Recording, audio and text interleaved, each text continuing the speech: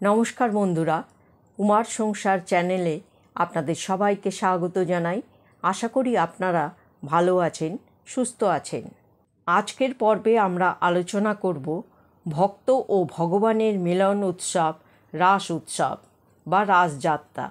রাসযাত্রা কী? রাসযাত্রার প্রচলন কিভাবে হলো?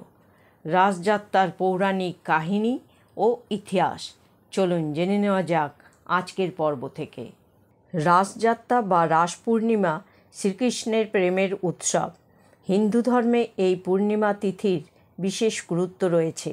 রাস মূলত বৈষ্ণব ধর্মের উৎসব।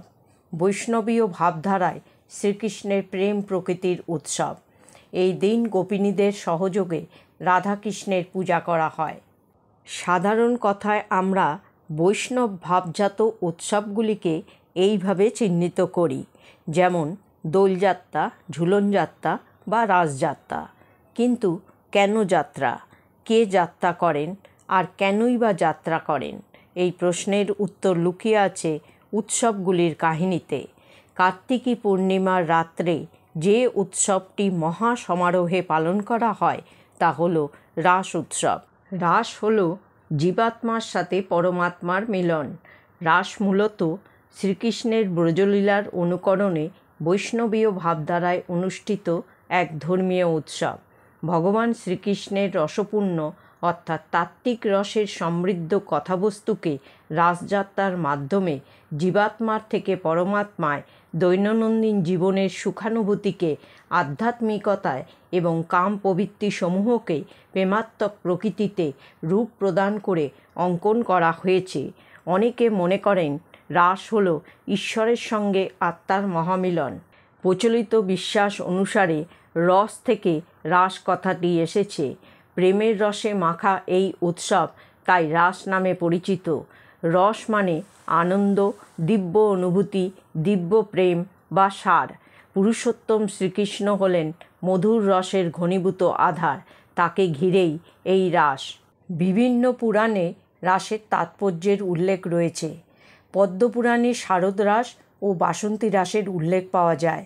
ব্রহ্মবৈবর্ত পুরাণে বাসন্তী রাস এবং শ্রীমদ্ ভাগবত ও বিষ্ণু পুরাণে শারদ রাসের বর্ণনা রয়েছে। বিষ্ণু পুরাণের মতে শ্রীকৃষ্ণ রাস অনুষ্ঠান করেছিলেন গোপ রমণীদের সাথে। শ্রীমদ্ ভাগবতের মতে শ্রীকৃষ্ণ যোগমায়াকে গ্রহণ করেই রাস অনুষ্ঠান করেছিলেন। বস্ত্রহরণের দিন গোপিনীদের কাছে শ্রীকৃষ্ণ প্রতিজ্ঞা করেছিলেন যে পরবর্তী পূর্ণিমা তিথিতে তিনি রাসলীলা করবেন। শ্রীকৃষ্ণের সুমধুর বংশীধ্বনিতে মুগ্ধ হয়ে গোপিনীবৃন্দ নিজেদের কর্তব্য কাজ বিসর্জন দিয়ে সংসারের সকল মোহ পরিত্যাগ করে বৃন্দাবনের যমুনা তটে উপস্থিত হয়েছিলেন এবং শ্রীকৃষ্ণের চরণে নিজেদের সমর্পণ করেছিলেন। প্রথমে শ্রীকৃষ্ণ গোপিনীদের নিজেদের গৃহে ফিরে যেতে অনুরোধ করেছিলেন, কিন্তু গোপিনীরা নিজেদের কথায় অটল ছিলেন। ভগবান ভক্তের অধীন। শ্রীকৃষ্ণ গোপিনীদের ভক্তি দেখে তাদের মনোকামনা পূরণের জন্য রাসলীলা আরম্ভ করেন।